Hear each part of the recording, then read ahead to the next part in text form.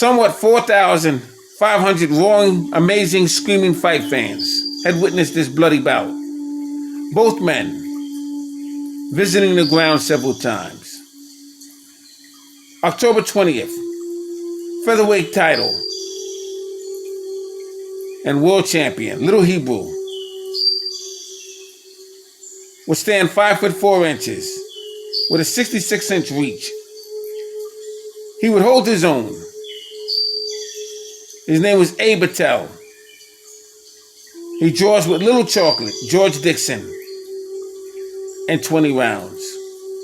October 28th, Abe Patel finally defeats George Dixon in 15 rounds at the West End Athletic Club, St. Louis. Both men were featherweight champions. The referee, George Singer, had called it even. November 11th, Harry Forbes becomes the bantamweight champion by knocking out Don Duffy in 2 rounds, St. Louis, Missouri.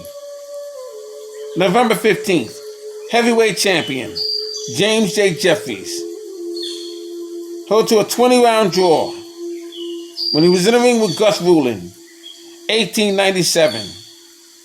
He defends his heavyweight championship title when Rulin quits in his corner. After 5 rounds of boxing, the match would take place in San Francisco, California.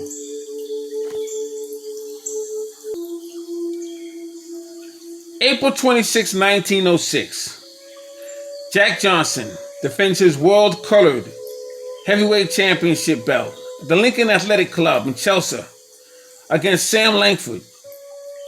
Langford suffered a fractured hand. He was knocked down in the 6th round against Jack Johnson as a result of not being able to block his left hand of Johnson's due to a fractured right hand. He would fracture his hand 2 weeks prior to this bout against Joe Jeanette in the 9th round, April 5th, 1906, at Chelsea Lincoln Athletic Club. Langford completed and defeated Joe Jeanette in 15 rounds. Now, many attempts were made to get a scheduled opportunity with Johnson once again, but Johnson would not answer the call. He would become the first black heavyweight champion in 1908 when he would take on Noah Brusso of Canada. Noah Brusso was better known as Tommy Burns. Abe Patel retains his World Featherweight Championship crown in defense against Frankie Neal in 20 rounds in Los Angeles, California. September 3rd, former World Lightweight Champion, Old Master Joe Gans, regains his crown in 42 rounds at Goldfield, Nevada, against Battling Nelson. This would be the start of promoter's Tex Rickards' boxing career. October 2nd, World Heavyweight Champion Tommy Burns knocks out fireman Jim Flynn, Los Angeles, California, 15 rounds in defense of his World Heavyweight Championship title that he would gain in fighting Marvin Hart for the vacant strap left over by the Boilermaker Jim Jeffries. October 16th, Honey Medley becomes the World Welterweight Champion when he defeats Barbados Demon, Original Joe Walcott in 15 rounds, Chelsea, Massachusetts. October 26, 1906, future heavyweight champion Primo Carnera was born. He knocks out Jack Sharkey in 6 rounds, October 12th, 1933. April 23rd, Mike Twin Sullivan defeats Honey Medley in 20 rounds. It was considered a title fight, although He wasn't able to make weight. But Sam Langford didn't make weight against Joe Gans.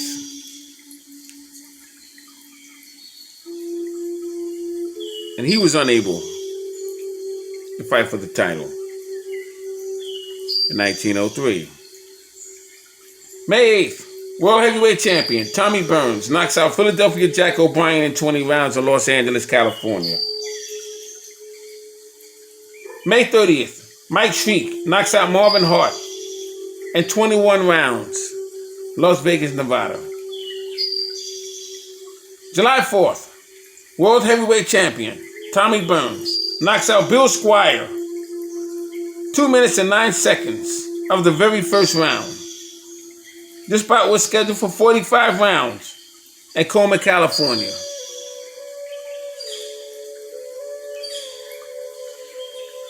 July 4th, World Middleweight Champion, the Michigan Assassin, Stanley Ketchel, defends his crown in 20 rounds against Joe Thomas with a draw in Maryville, California.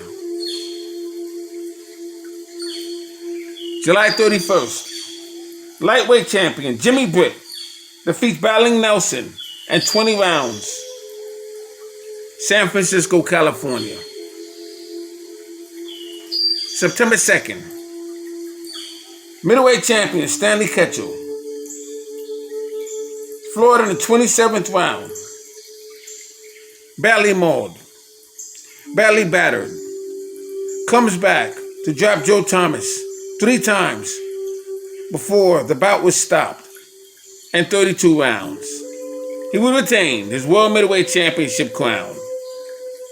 September 3rd, World Lightweight Champion Joe Gans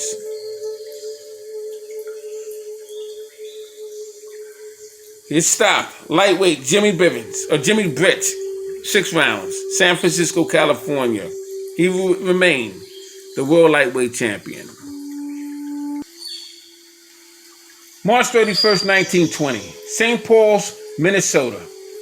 Middleweight champion Michael Dow knocks out Joe Egan in 5 rounds at the Athletic Arena, and he defends his World Middleweight Championship crown. Referee was Hector Malarius. He has seen enough and stops the contest. St. Paul Cyclone had a record of 62 total bouts, 51 wins, 7 losses, 51 knockouts. Mike O'Dowd. His name was Michael Joseph O'Dowd. He was born March 10th, 1895 in St. Paul, Minnesota. He died July 28th, 1957. He was 62 years of age at the time of his death, and he would reside in St. Paul, Minnesota. He stood 5 foot 8 inches, had a 70-inch reach. He was a middleweight champion. Took on Al McCoy November 14th, 1917 for that title. He would lose that crown to Johnny Wilson May 6, 1920. April 21st, 1920, World Featherweight Champion Johnny Kilbane knocks out Alvin Miller, 7th round, with a vicious overhand right in Lauren, Ohio. He will remain World Featherweight Champion.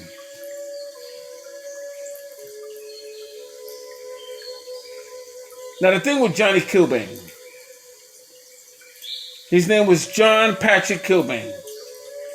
He had a total bout career of 63 fights, 49 wins, 6 losses, and 24 knockouts. He was born April 18th, 1889 in Cleveland, Ohio. He died May 31st, 1957 in Cleveland, Ohio as well. May 6th, Harlem, New York's middleweight, 27-year-old Johnny Wilson defeats St. Paul World Middleweight Champion, 25-year-old Michael Dowd at the Athletic Arena. It was the Mechanics Building. Referee was Hector McCline. He awards Wilson as champion. Johnny Wilson had a record of 72 total bouts, 48 wins, 21 losses, 29 knockouts. He was stopped 3 times. His name was Johnny Wilson. He was born March 23rd, 1883 in Harlem, New York. He was a southpaw.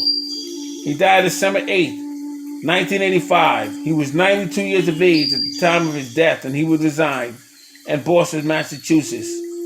He stood 5'9", had a 72-inch reach. He was a southpaw. He was a middleweight. 1912, 1926. I remember meeting Johnny Wilson many, many, many years ago. He was an old man at that time. But I can remember that like yesterday. May 31st, 1920, World Welterweight Champion. Jack Britton defeats Johnny Griffin, 15 rounds.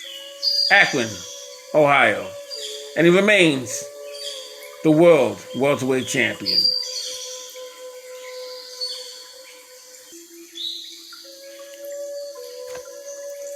May 31st, 1920, World Welterweight Champion. Jack Britton defeats Johnny Griffin, and that was some fight. But then in June 9th, British welterweight Ted Kid Lewis knocks out Basham in 9 rounds. Fight took place in London. But July 5th, 1920, World Lineal Lightweight Champion, Lower East Side Superstar, Benny Leonard, was knocked clear out of the ring in the 5th round of a scheduled 15-round contest. He steps on a reporter's typewriter to climb back into the ring, only to be KO'd. The Chicago's lightweight, Charlie White, in the 9th round. The referee stops the action as the Ghetto Wizard retains his World Lightweight Championship belt. And that puts me in mind 3 years later, in 1923, when Jack Dempsey, the Manasseh Mauler, would take on Luis Angel Firpo of Argentina. And the same exact thing would happen with Jack Dempsey. He'd be knocked out of the ring, step on a typewriter. He would come back in the ring. A total of 9 knockdowns. He would knock out Luis Angel Firpo. And the typewriter and a Dempsey and Firpo bout would go for high stakes.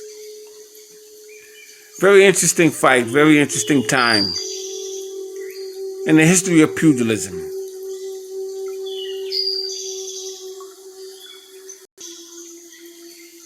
Now, Benjamin Leonard, the Ghetto Wizard, was born April 7th, 1896 in the Lower East Side of New York. He died April 18th, 1947 on 66th Street and Broadway. It was in Manhattan. It was called the St. Nicholas Arena. He was a referee that evening. He would collapse in the ring, and that's where he would die. He stood 5'5". He was a lightweight and had a 69-inch reach.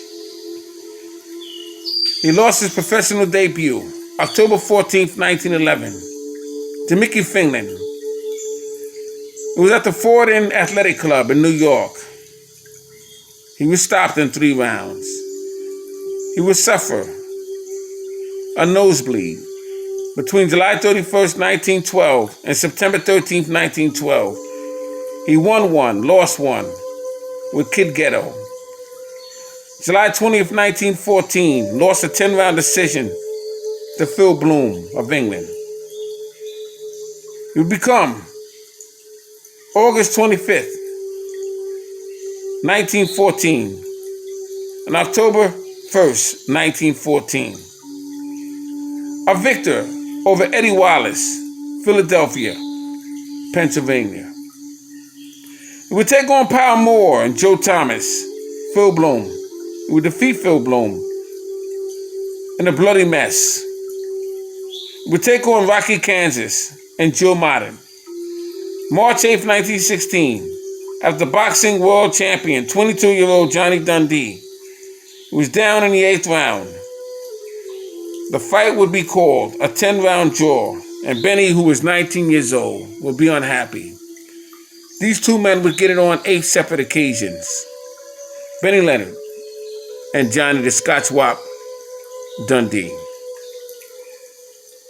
August 23rd, 1920, World Welterweight Champion Jack Britton draws 12 rounds with Lou Badash in Bridgeport, Connecticut. Referee awards the welterweight title to Clifton, New Jersey's Jack Britton.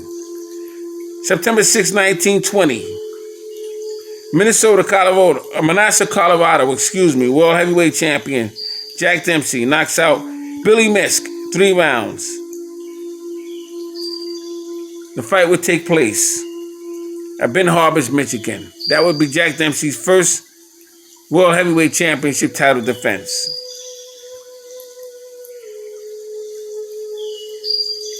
I'm Scrapbook Boxing, Museum of the Forgotten Fisticuffs series. All great fights and all great fighters will never be forgotten on my channel. That's part 1. Let's just talk boxing. Look out for part 2. Right here on the Museum of the Forgotten Fisticuffs series. Peace.